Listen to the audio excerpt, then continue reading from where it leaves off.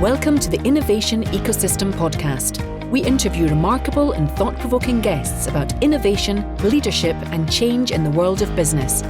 Whether you're an executive or an entrepreneur, our objective is to help you and your organisation create an entrepreneurial culture, become more innovative, and better able to respond to change. Each week, we'll deconstruct world-class performance from the arenas of business, academia, science, and sports. Each week, you can expect key insights, fresh perspectives, and proven tools you can use straight away to make you more successful professionally and personally. With your hosts, Mark Bidwell and Roddy Miller. So I hope you enjoyed last week's guest, Gillian Zoe Seagal, and found her story of interest. Her book, Getting There, is a fascinating read for anyone interested in the backstories of some of the world's most accomplished entrepreneurs. It's jam-packed full of advice for people at all stages in their careers, and I highly recommend you get a copy of it. My guest today is Cris Beswick, who's based in the UK and has many years' experience working with business leaders to help them build innovation capabilities in their companies. While we tend to read about game-changing technologies and exciting new business models, the reality is that the only truly sustainable source of competitive advantage comes from building a culture of innovation. And this is painstaking work, not for the faint-hearted, and requires patience and stamina. Cris describes in detail the 6 process steps that he's developed over the years and that are mapped out in practical terms in his book, Building a Culture of Innovation. And in this conversation, you'll hear firsthand just what is needed, the very nuts and bolts of making your organisation more innovative. So welcome to the Innovation Ecosystem Podcast. With me today is Cris Beswick, who's the founder of innovation thought leadership website called The Future Shapers. He's director of innovation consulting at Culture Consultancy and strategic advisor on innovation at a company called Wazoku. And he specializes in working with CEOs and senior teams, helping them build innovation capability and embedding it into their organizations. So welcome to the show, Cris. Good morning. So I'm curious, I mean, you obviously do a lot of things in the area of innovation. How did you get started in this business? Good question. I suppose I originally trained as a product designer, product and an industrial designer. And I spent about 12 years in that industry.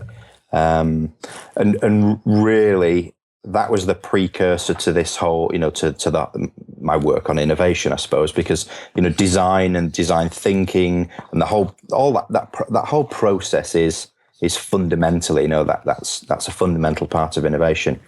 I was lucky enough to build a fairly successful group of companies, and I exited in 2008. Very, very fortunately, just before Lehman Brothers crashed, and I mean days before Lehman Brothers crashed. Great timing. So lucky you're smart.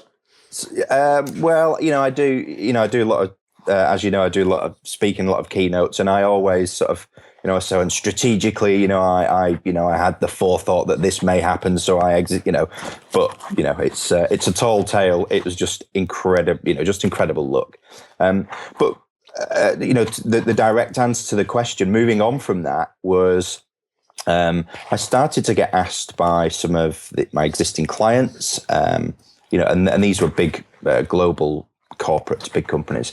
How do we as a senior team use design and design thinking, strategic thinking, all these different buzzwords that were flying around at the time? How do we use those to solve business challenges and business problems in the same way as you and your team have helped us solve, creative and design challenges? And it sort of snowballed from there, really. The request came in, and, around sort of 2010, 2011, 2012, innovation really sort of, became one of those core things that senior teams were talking about and putting on the strategic agenda. And the demand for what I do and how I do it has grown since then. And so what are the most common reasons that you get brought into an organization to address? What are the main causes? There's several, really. I mean, the big thing is, and as we know, and as everyone, as everyone listening to this will know, innovation is just absolutely everywhere at the moment, and it has been for a few years. But ironically, there's still a real uncertainty about just exactly what it is. And there's 1,000 books on innovation that say, innovate or die. We must innovate. You must learn how to disrupt. So senior teams really get the fact that they have to do this. They get the fact that their competitors are differentiating, new entrants are coming into the marketplace, and stealing, literally overnight, stealing huge chunks of market share. And that's never really happened before. So senior teams recognize, and we all recognize, the world has changed and is changing. And that means businesses need just a different approach. It's time for a shift in how we operate, run, and lead businesses. And the demand for thinking differently and innovation is now there. So the core reasons are 2 or 3 really. One, competitive advantage, or organizations seeing loss of market share and seeing competitors doing things differently, and how do they respond to that? Changing needs of customers and consumers. Customers becoming more savvy about what they buy, why they buy, how and why they engage with an organization, over and above now just the core product. And the homogenized world we live in now is part of the reason for that.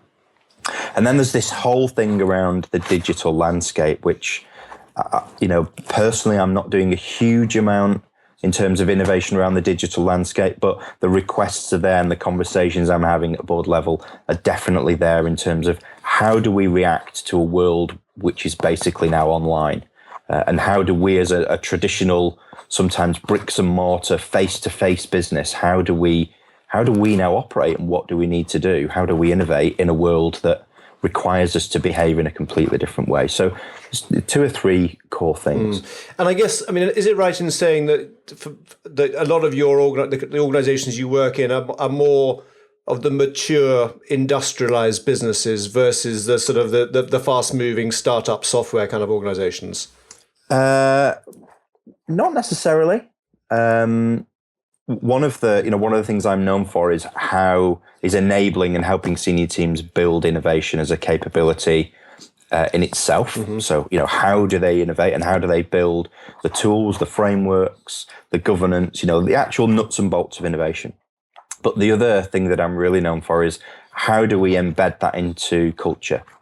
And the team that work with me on that are some of the best people in the world on culture change, leadership for this new world that we find ourselves in, and all the the multidisciplinary things that innovation requires. So some of those startups, some of the really fast growth businesses now know that the innovation in terms of how it sits and embeds into culture is a really important part of how successful and how fast they're going to be able to grow.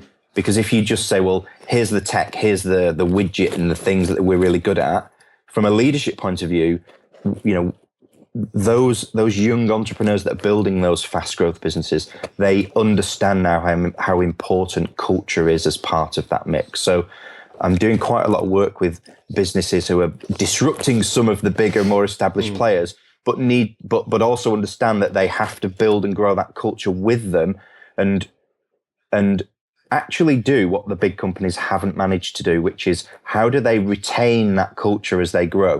And we know that the big corporates, one of the things they struggle with is how do them as a big organization now start to act and the language is how do they act and behave like a startup? And that's cultural, that's about behavior.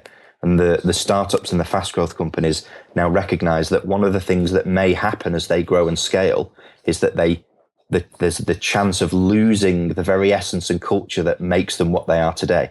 So I'm doing a lot of work with companies helping them retain that culture. Yeah, okay.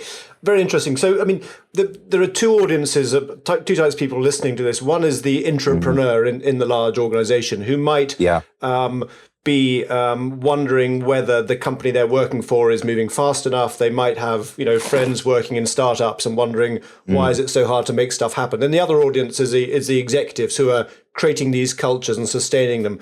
So for the intrapreneur, there's kind of the 30-something perhaps person with a trying to move forward an agenda, a product, a process, an idea. I mean, do you come across these in your work? And if you do, what characterizes the ones who are successful versus the ones who are bumping up against the organizational resistance? And what are they doing differently?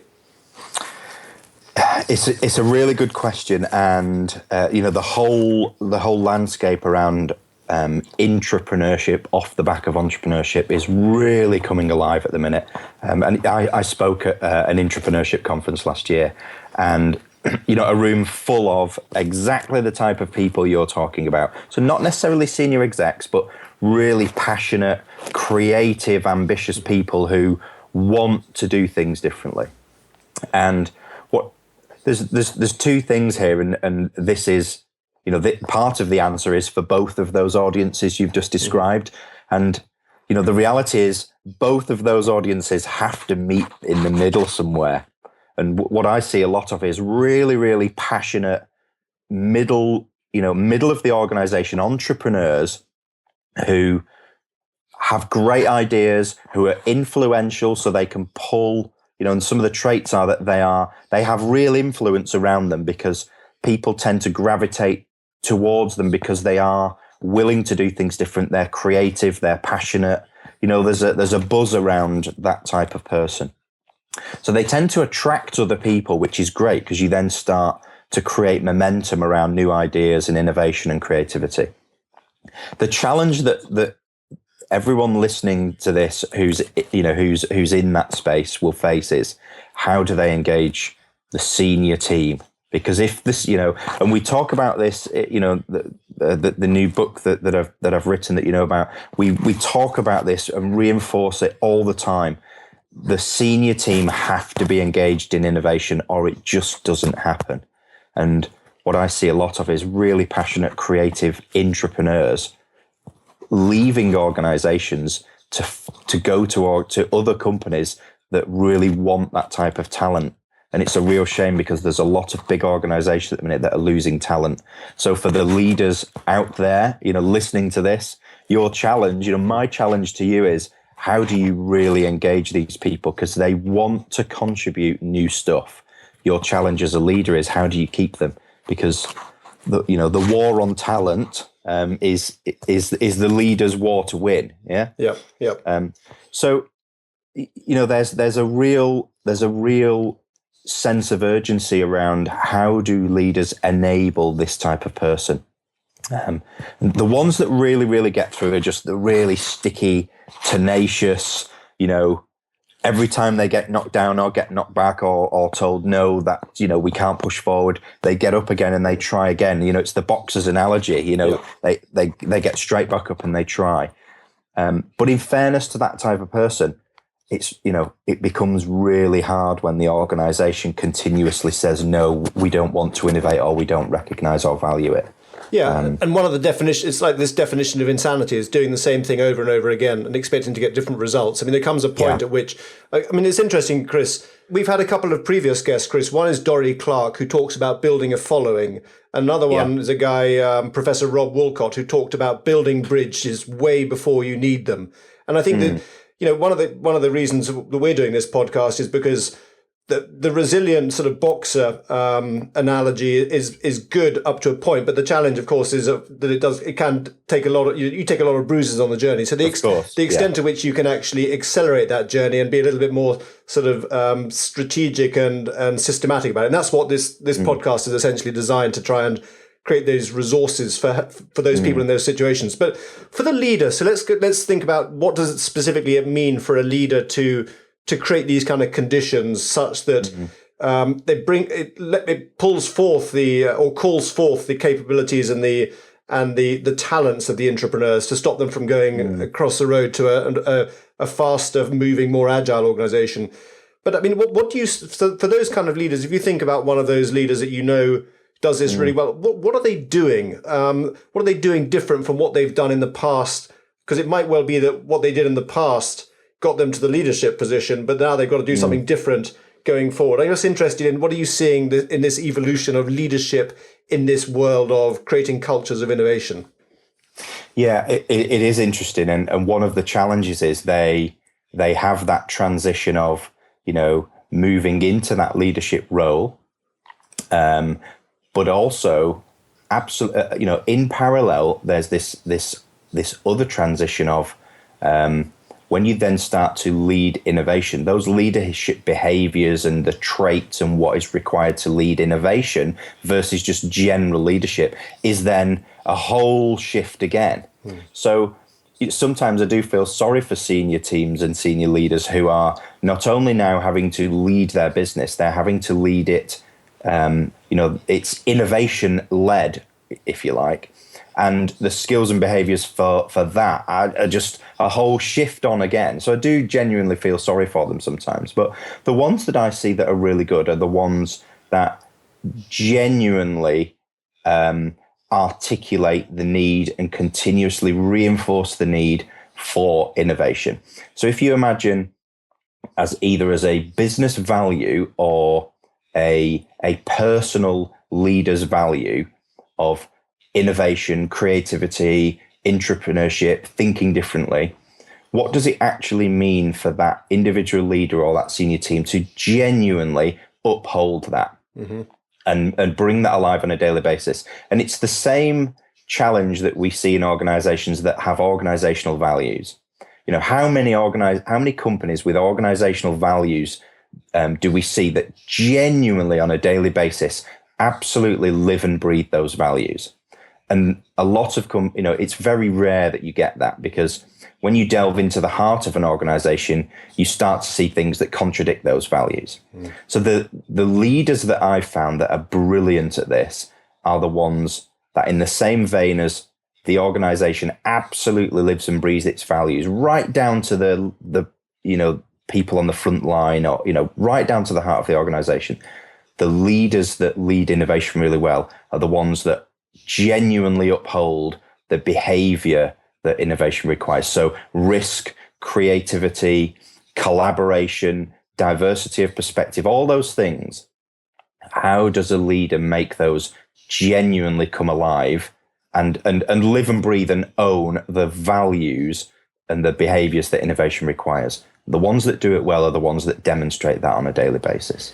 Yeah, and of course, if they're leaders in public companies, quoted companies, they've also got the added challenge of delivering short-term numbers, but also creating a sustainable organization that can withhold some of these waves of disruption that are hitting them. And that's right. And I'm curious because you position you've been sometimes called the non-exec for innovation, and what do you see? What do you think is the role of boards in creating the context for this innovation culture to take place? Because there's not much discussion about it, but clearly they have a hugely important sort of governance and leadership role in creating those conditions.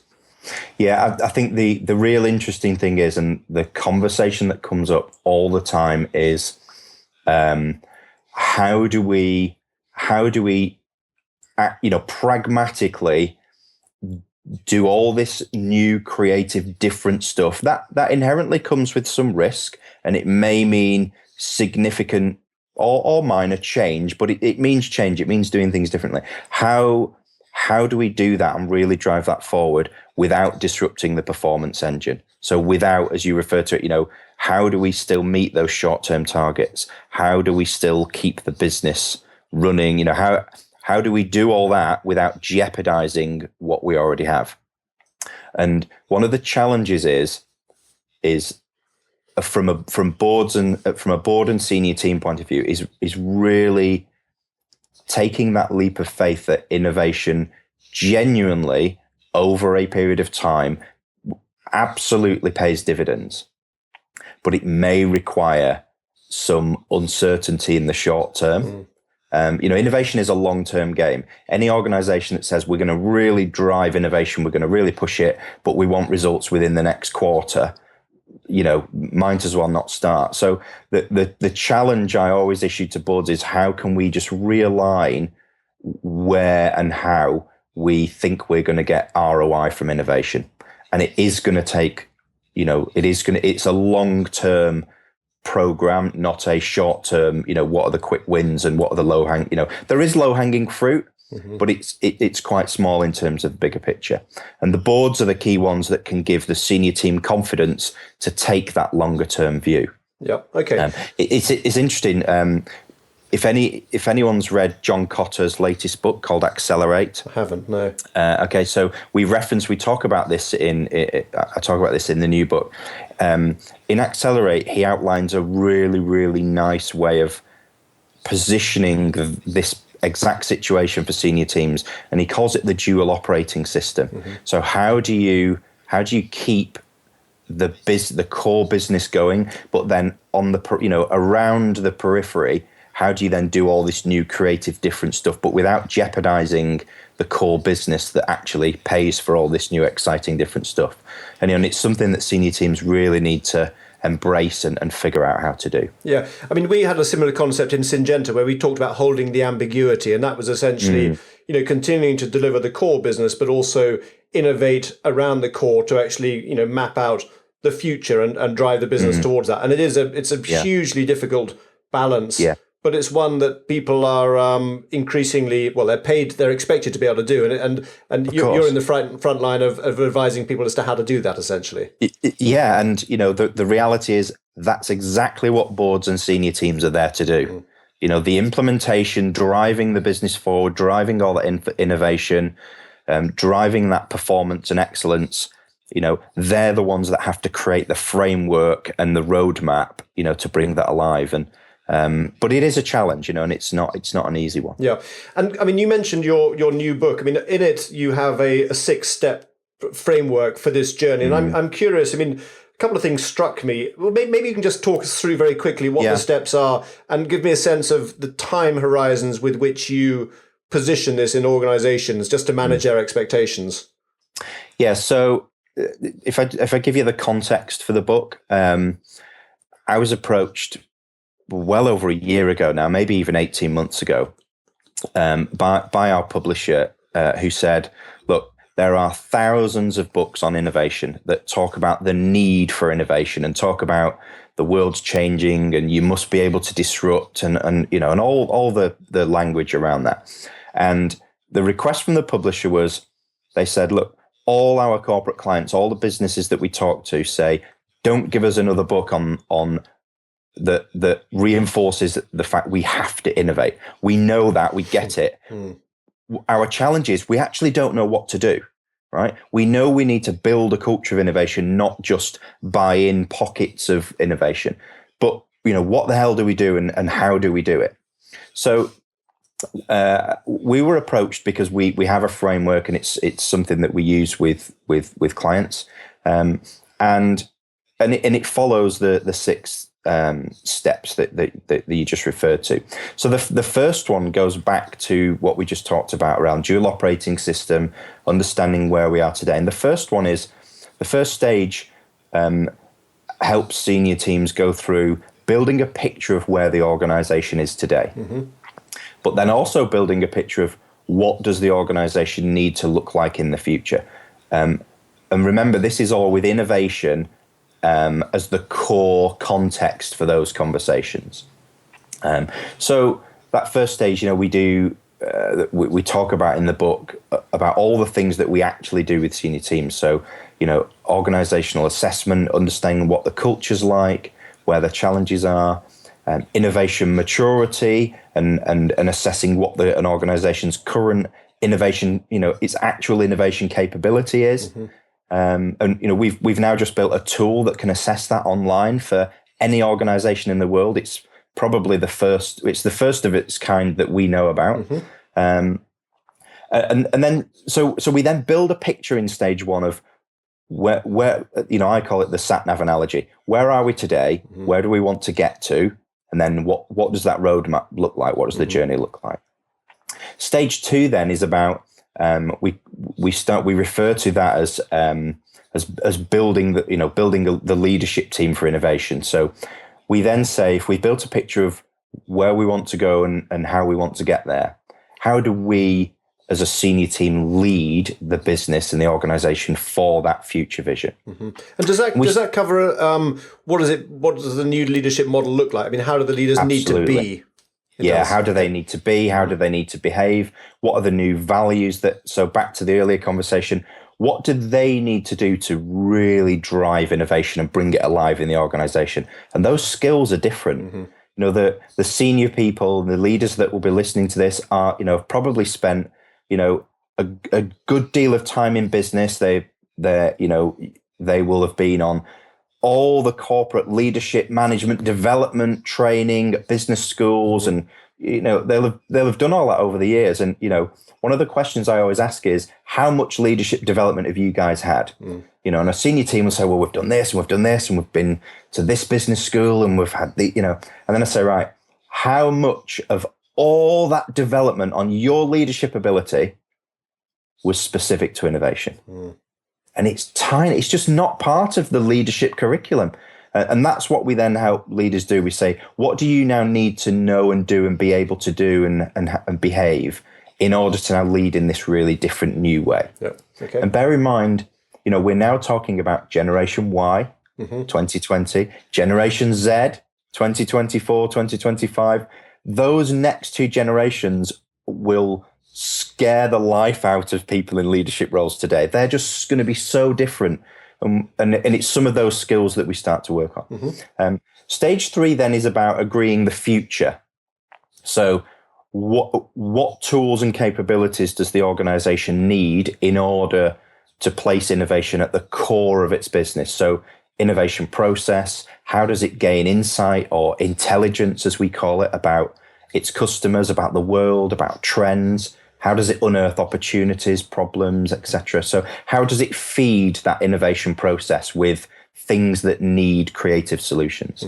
And we help design innovation frameworks, the governance around innovation, the innovation process, etc. The nuts and bolts that you referred to. The real nuts and bolts, you know, the mechanics of how an organization, you know, spots a problem, creates ideas, develops it and refines it, and then ultimately gets that solution to market. So the design process of innovation.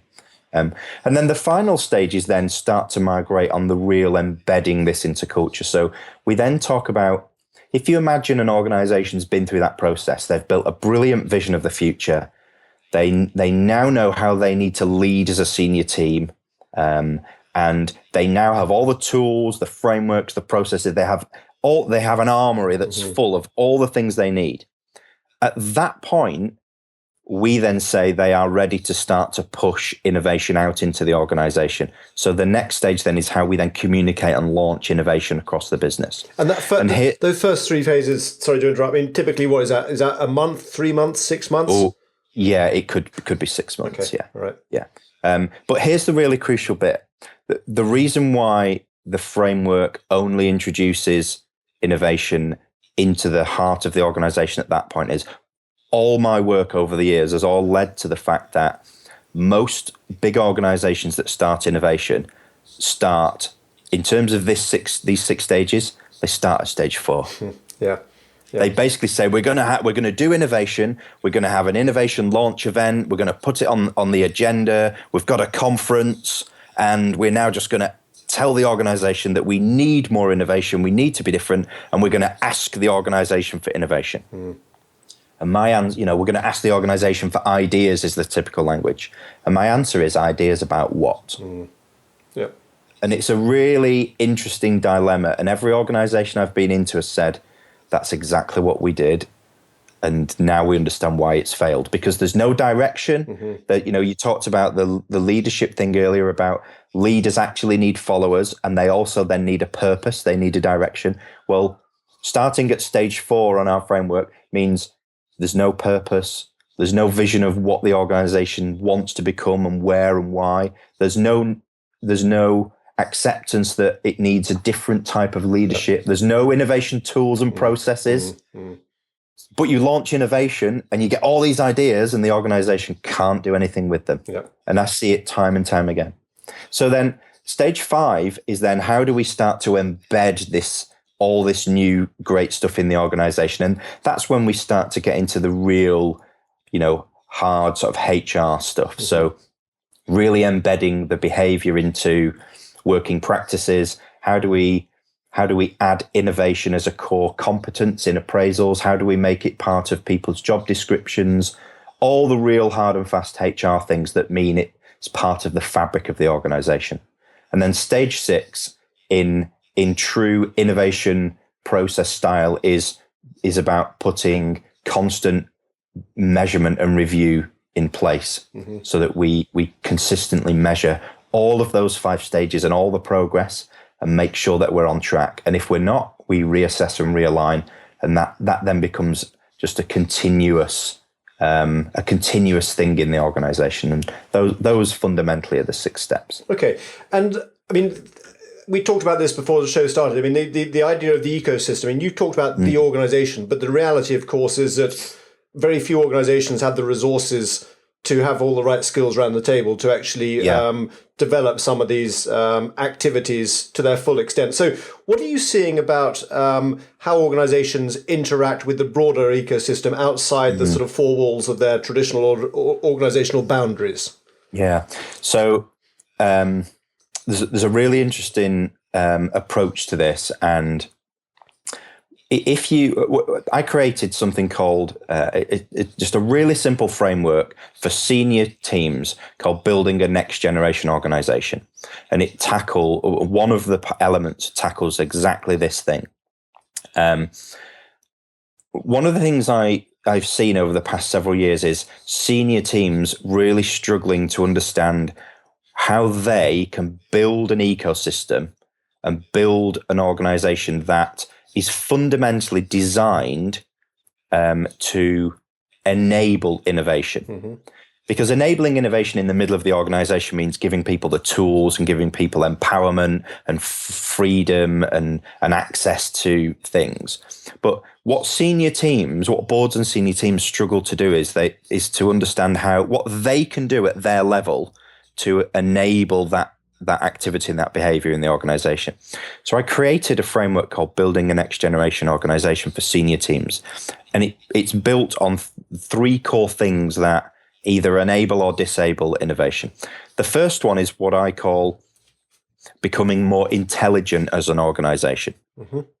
So innovation needs absolute understanding of problems, opportunities, the customer, et cetera, to be able to start the innovation process of we've unearthed the problem or an opportunity.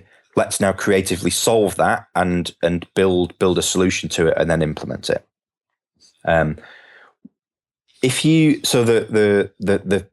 The framework is basically the innovation process, but at strategic level. Yeah. So the innovation process itself, if you boil it down to 3 things, is how do we unearth a problem or an opportunity? How do we find something that needs a solution? Then the next stage is the creative bit. How do we creatively solve that problem and build and design a solution and iterate and incubate till we've got a genuine solution to the problem? And then the third stage is how do we implement that? How do we get it to market? That's fundamentally the innovation process. So the framework I created is that process, but at a strategic level.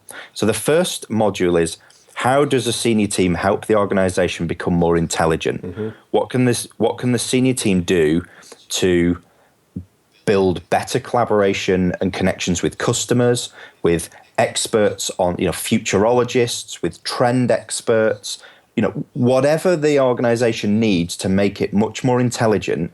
So fundamentally, the whole organization knows more about not only its customers, but its potential customers, the customers it doesn't have, future generations, emerging trends, anything like that that's going to contribute to unearthing problems or opportunities. And what we know from research is that most organizations, and specifically most senior teams, and I haven't got the exact sort of percentage in my head, but it's around, it's somewhere between 60 and 70% of senior teams admit that they just don't understand their customers well enough.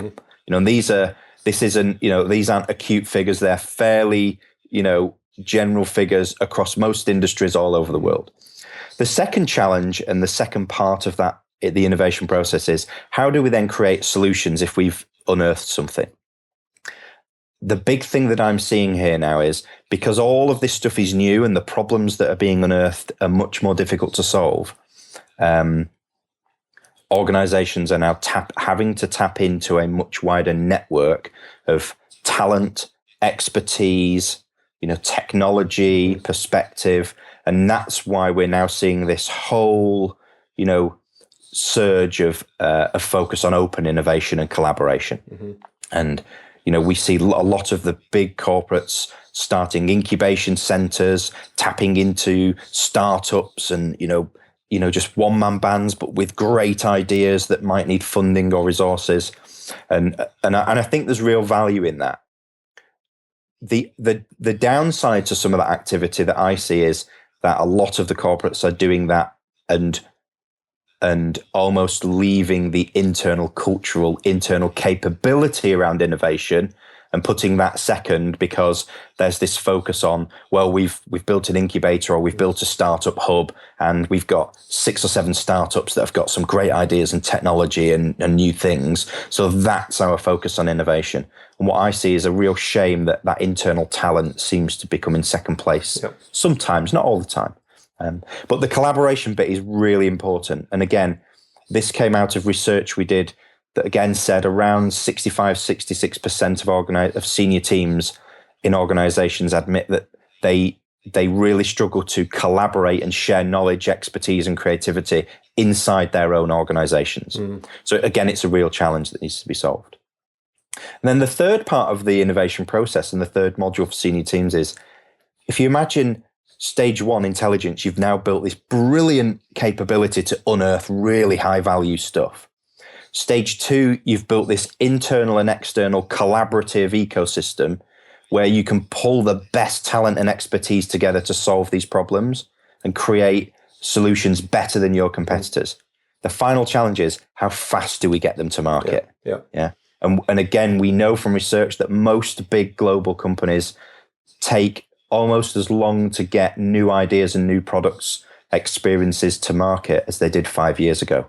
I mean, that's a frightening statistic, because the world and the pace that we now operate in won't allow organizations to still be that slow at getting stuff to market. So the final section is, how do senior teams enable their own organizations to become much more adaptable and faster at iterating, prototyping, understanding minimum viable product, testing with consumers, in order to incubate those ideas, finalize them, and then get them to market as quick as possible. And that those 3 activities is something senior teams can do at their level, at a strategic level, so that behavior and structure and everything that they do there, that activity filters down throughout the organization. Yeah. No, it's fascinating. I mean, there's as you were talking, Cris, it struck me that we talked about the leadership challenge touched on the leadership challenge of managing millennials, but there's also, I think the next wave of leadership challenge is going to be, how do you lead and manage these collaborations? Because it's no longer the matrix, which has tied up organizations for many years anyway. It's actually far more complicated than the matrix. Well, one of the interesting things is, so the second dimension to that framework is, if you really focus on the collaboration bit, if you look at intelligence, so if you imagine this as sort of, as 3 circles that overlap, right? So the first one is intelligence. What's the best way of gaining more intelligence about the world and about your customers, about consumers, right? It's the second module. It's collaborating with them. So we talk a lot about co-creation with customers in terms of designing and developing and co-creating new stuff. Well, I talk about co-unearthing or co-identifying stuff with customers. Why wait until stage 2 to start working with your customers? Start working with them to unearth and figure out what they want, what they don't want, what they struggle with. So collaboration with customers is just as big a part of the intelligence bit at the first stage. And then imagine stage 3, adaptability. What better way of becoming more adaptable than collaborating with lots of other different organizations that might be able to build and test and incubate and get stuff to market quicker than you can? So the collaboration element is the red thread that links all this together. Yeah, fascinating. So, Cris, let's just change gears and begin to wrap up. I'm a couple of questions that I gave you in advance. A little bit about your morning rituals, first of all. What are your morning rituals, if indeed you have any? I do. If I'm at home and as you know, I'm either on a plane or a train somewhere and traveling somewhere. So the morning ritual at home is normally dominated by my two daughters at about, if I'm not already awake, at about 6:30 in the morning. I get two faces right next to me in bed. So they kick off the morning ritual of, Daddy, are you awake? Can we watch television in your room? If that doesn't happen, my alarm's normally set for between 6 and 7 if I'm working from home.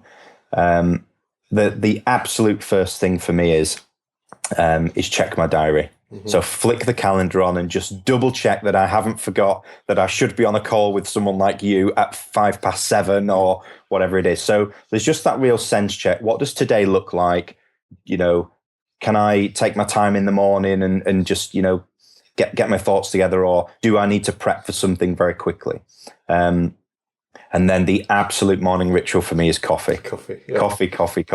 So check my diary, coffee, and then, in my head, then I know what the day is looking like, bar anything that comes up. But I get that mental plan of what the day is going to be like. And then coffee's a great enabler of making the brain come alive. Okay, great. Second question, what have you changed your mind about recently? That's a really good one. And the absolute answer to that is work-life balance. Mm-hmm.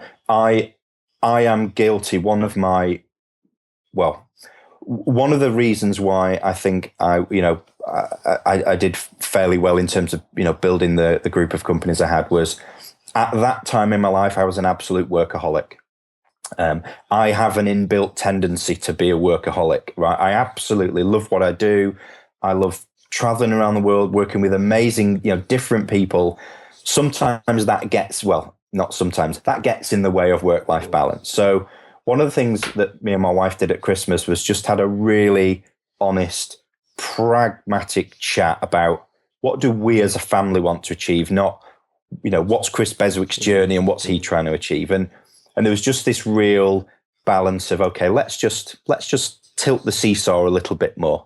So work-life balance, quite a big change for me this year. Okay. And then finally, what advice would you have for your 25-year-old self? Wow. Lots and lots. 25 years old, I started my first company at 25. I was, not to do all the 25-year-olds out there listening a disservice, but I was probably fairly typical 25-year-old male, straight out of university, thought I could conquer the world, thought that my manager was rubbish and the CEO of the company I was working for was, the usual juvenile approach to, I can do things better than everyone. I think if I look back now, I was a little bit too cavalier. But what I was really passionate. I was passionate about design, about strategic thinking, and about what design and innovation, I didn't use the word innovation in those days, but what design could do to solve any type of problem. So my advice to that 25-year-old self now would be absolutely continue with that passion and never let go of that, and be absolutely confident in your own abilities, but be self-aware enough that confidence doesn't turn into arrogance. So rather than that confidence becoming arrogance, just be a little bit more humble. And I think I'd have built much stronger relationships at that age if I was a little bit more humble. Okay. Very good. But that's a personal thing for me, not necessarily for everyone. But the question was about what would I tell my 25-year-old self? Absolutely. So where can people get in touch with you, Cris? So you can get me on Twitter. And your handle is it's at Cris Beswick. But there's no H in Cris. So it's CrisBeswick. Exactly the same name. They can find me on LinkedIn, and they can find me on my website, which is same as Twitter. It's chrisbeswick.com. Again, no H. So super. And we'll put all that in the show notes. So, Cris, it's been a great pleasure to have you on the show. I'm sure our audience, enjoyed it as much as I did. And thanks for your time today. It's been a pleasure. Thanks very much. As I said, Cris is very down to earth and hands-on, and his approach has been proven to work in many organisations here in Europe and further afield. And by doing the heavy lifting up front, by focusing on the why to build the case for change, he significantly increases the likelihood of success. I'm reminded of Viktor Frankl's famous quote, "Those with a strong enough why can endure almost any how," and this is just as relevant in an organisational context. Next week, my guest is a man I first met almost 30 years ago. One of the most accomplished explorers alive today, Rob Swan has become a good friend. His experiences as he became the first man ever to walk unsupported to the North and South Poles are both exciting and have relevance for those of us building organisations and businesses. Rob's our last guest in this, our first podcast series, and you're not going to be disappointed by what he's got to say. So Cris gave you the practical steps you need to take in order to make your organisation more innovative. But of course, even though you've got some knowledge isn't power, it's only potential power. And from here on in, it's all about execution, taking some action towards your goals. So I urge you to start applying what you heard today straight away. If you like this episode, please go to iTunes and leave us a review. Otherwise, have a great week, and we will